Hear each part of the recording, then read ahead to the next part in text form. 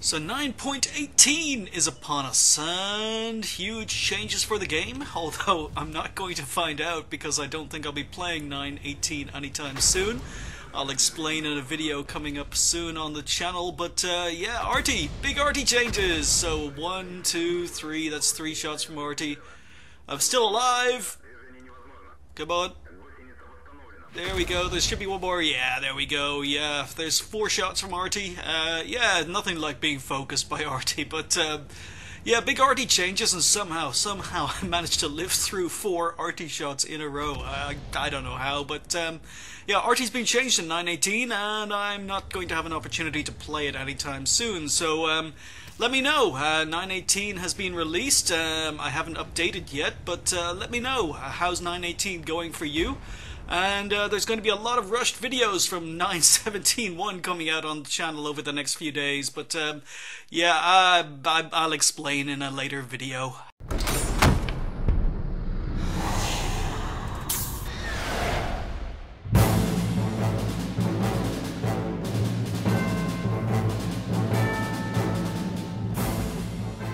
Hi folks, and welcome to the Ace Tanker for the Stridsvagn 74, the Tier 6 Swedish medium tank. This is the regular Tier 6, not the premium Tier 6, the Stridsvagn M42 57 Alt A.1, but that tank is basically the same tank with a different turret. And as I've mentioned that, we might as well just start with the history.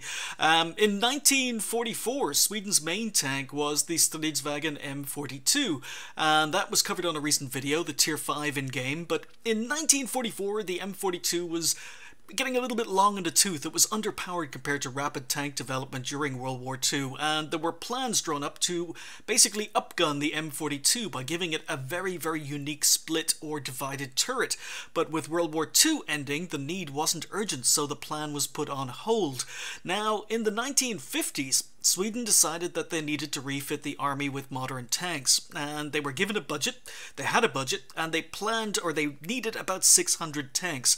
So they planned to buy 600 AMX-13s from France, or maybe even get the license from AMX and France to build the AMX-13 in Sweden. But instead, you know, long story short, they ended up blowing their entire budget on 400 Centurions from the British. That tank later became known as the Strv A.1, but they still needed 200 tanks. They needed 600, and they ended up blowing most of their budget on 400 Centurions. So they still needed about 200 tanks, but had very, very little budget left. So in 1954, Sweden decided to upgun they went back to the plan to upgun the aging M42 with a new gun, or rather, I should say it was an old gun. They upgunned the M42 with an old gun. It was the LVKAN M36 75mm L60 anti-aircraft gun. Now, this was an anti-aircraft gun that was being decommissioned as an anti-aircraft gun, but it had a high shell velocity and therefore had more penetration than a regular 75mm gun, and therefore Sweden reckoned it would work on a tank with just, you know, a little bit of tweaking or adjusting. Now, 3 upgrade plans for the M42 were proposed. The first was an up-engined, up-gunned M42 with a larger turret to house the gun, and they decided to call this the Stridsvagn M42 57 Alt A.1, the tank that would eventually become this tank. The second proposal was an M42 with an AMX-13's oscillating turret. This project was the Stridsvagn M42 Alt A.2, which is the premium tank, and the third option was the original plan from 1944, which was a Stridsvagn M42 with a very, very unique turret that basically split down the middle, giving the tank amazing gun depression, and that, you may have guessed, was going to be called the Stridsvagn M42 57 Alt A.3, but I'll cover basically all 3 plans in the Is It Worth It for the Tier 6 Premium when I get around to making that video. But to cut a long story short, the first plan was chosen, the Stridsvagn M42 57 Alt A.1, and it became this tank. So this was an M42 that used the recommissioned 75mm anti-aircraft gun. The barrel was shortened slightly from the original gun, and there was a new recoil system added into the tank. Also, the turret needed to be made larger in order to accommodate the gun. Unfortunately, in order to support the much larger turret, they had to decrease the armor because it was just too heavy. So the turret was larger and heavier, its armor was decreased to reduce the weight. The engine and transmission were improved over the M42, the tracks were made wider. That's pretty much it. Really, it was renamed the Stridsvagen 74, with about 220 of them being built between 1958 and 1960, so it made up the shortfall after they'd bought the Centurions. Now, they decided to go for the Alt A.1 design because there were lots of reasons, but essentially this is a tank that got the same 15 degrees of gun depression in real life as the Stridsvagen M42 did. Also, the parts were interchangeable with the M42. The crews needed very, very little retraining as they were familiar with the M42, and this was pretty much the same tank.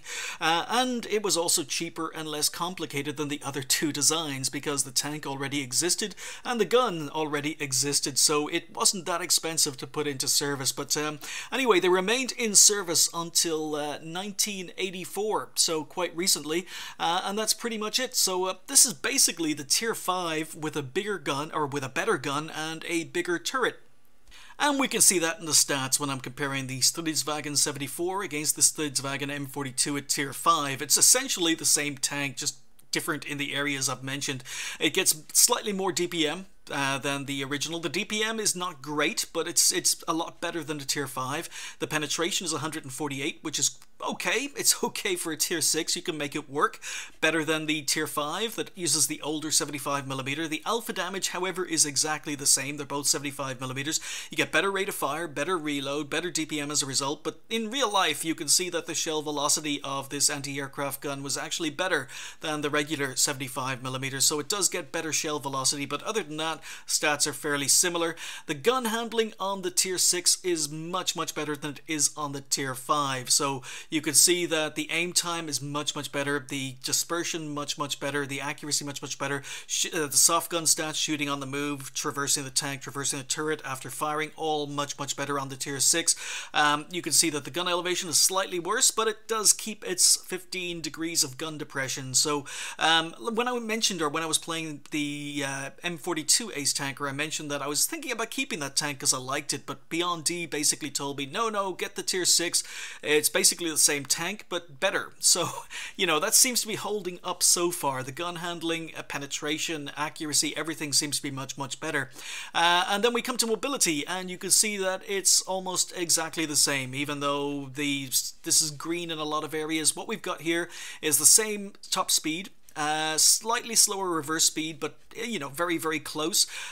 We get a slightly more powerful engine than the Tier 5, but not by much, and the downside is it's basically heavier than the Tier 5, comes in at 26 tons, so it gets a slightly more powerful engine, but it weighs more, and as a result the power to weight ratio isn't as good as it is on the Tier 5. However, Wargaming have fixed this by messing with the ground resistance, and you can see that the ground resistance is much, much better on the Tier 6 than it is on the Tier 5, so even though it gets a worse horsepower to weight ratio, the ground resistance means that these two tanks handle almost exactly the same.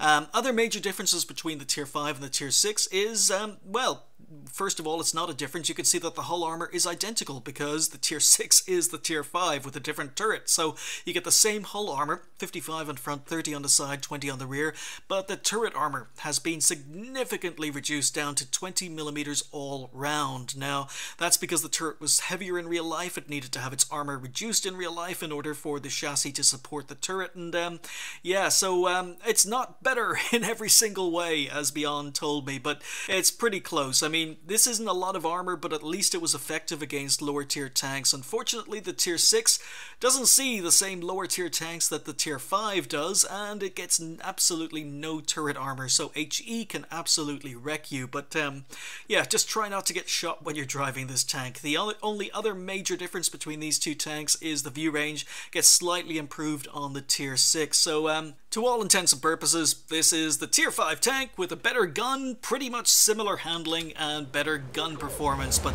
less turret armor. That's about the only negative this tank has over the Tier 6, less turret armor. But yeah, this is my first ace in the tank. I have picked up quite a lot of aces in this tank during the grind, but this was the first one, and I'll always bring you the first one.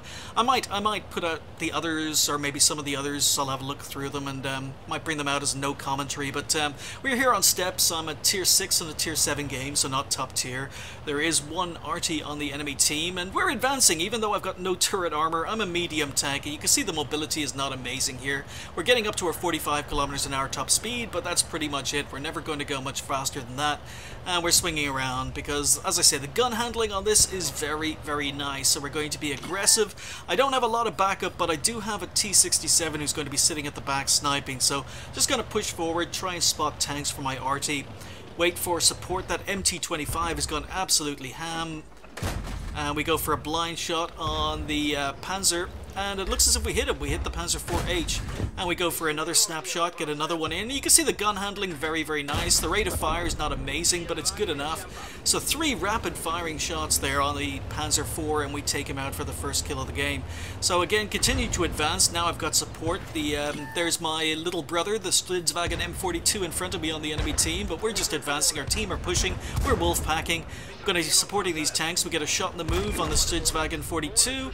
Now there's a Leo. Now I should point out, the next few shots you're going to see is a result of lack of sleep. So we get a couple of shots into the Leo, but basically when I played this game, I remember this game because I had literally just binge watched.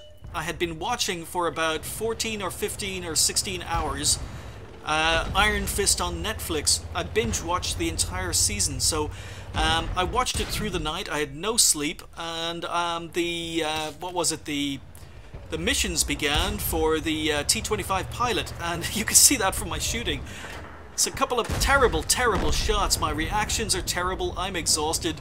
I've been up all night, and I realized that the T-25 pilot missions had just started, so even though I hadn't gotten any sleep, I figured I would log in and try and play some games, try and get the mission done, which I did, but my shooting is just so bad. I'm just so tired. I'm trying to not fall asleep. But we end up killing the Cromwell. We took a lot of damage from the E-25, and that's just me being sleepy, me being tired. So E-25 is up here, he's taking fire.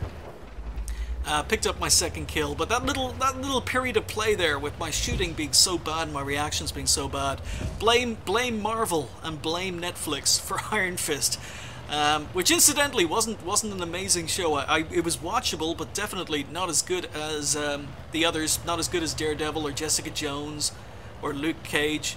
I thought those shows were better, but Iron Fist, it was still watchable. I just found that the main character was just a whiny little kid. It annoyed me so much. But anyway, we're pushing forward, trying to get more spots. Not going to get anything on the tank in the middle of the IKV, so we're just pushed up. 5 enemy tanks left. We know that the E-25 is dug in, pushed up, spotted Arty, and 15 degrees of gun depression. And this is where this tank is great. I mean, gun depression, amazing. Turret armor is terrible. Mobility is average, you know, at best for a Tier 6 or even a Tier 5, but just the gun depression. And the gun handling, very, very nice, much better than it is on the Tier 5. So this is another tank that I sold, or well, actually I still have it in my garage because I haven't got around to buying the Leo, but I will probably end up maybe keeping this tank or rebuying it if I haven't sold it already. I can't remember. But yeah, I liked it, and I do think it's slightly better than the Tier 5, although the armor isn't as effective against the tanks it faces, and the turret armor is garbage. The gun handling makes up for the shortfall, so we're just poking, and I'm not firing any premium, haven't had to fire any premium whatsoever, and we're able to pen the Panther, you know. A couple of bounces when we hit him at weird angles, but essentially we were able to deal with the Panther, which is a reasonably well armored Tier 7 medium. So yeah, there we go, kill number 3, or well, I didn't get that kill, but we're up to 3 kills. We've only done about 1,000 damage, but we have got some assistance damage. Going for some blind shots on where I thought the E-25 is, and there's the T-67 dug in. So yeah, the enemy team were all camping the back line, so essentially, oh, misjudged that one. Come on, poke. No, oh, you're such a tease. T-67's teasing me. E-25 is here. Okay, and he's not looking at me, so there we go. Snap shooting on this gun, very, very nice. And of course we bounce our kill shot, because that's what happens. But our reload is quick enough to get gun or another shot on target, and there we go, 4 kills. So yeah, first ace in the Stridswagen 74. Not amazing, and as I say, I was absolutely exhausted when I was playing this game. So apologies for the terrible shooting. But the first ace always comes to the channel, and like I say, what I'll probably end up doing is I'll have a look through the other aces I picked up on this tank and maybe pick out a couple that I thought were maybe better games, showed off the tank better where I wasn't sleeping, and maybe bring those to you as a bonus video sometime. We'll see. But anyway, we finished top on XP with quite a low XP ace compared to some of the others I picked up on this tank, but 1191, 1425 damage done and 4 kills. So not a lot of damage, not a lot of XP, but it was enough for the ace. But we did pick up 1275 assistance damage, but still kind of surprised in picking up an ace so easily in this tank. And 31,000 credits with a premium account. It wasn't my first game of the day. As I say, I was playing games. I was playing my grinders while I was doing the T25 pilot mission after a long night. But yeah, there we go, Stridswagen 74. I'm probably going to keep this tank if I haven't sold it already, or if I have sold it, I'll probably end up rebuying it, because yeah, I mean,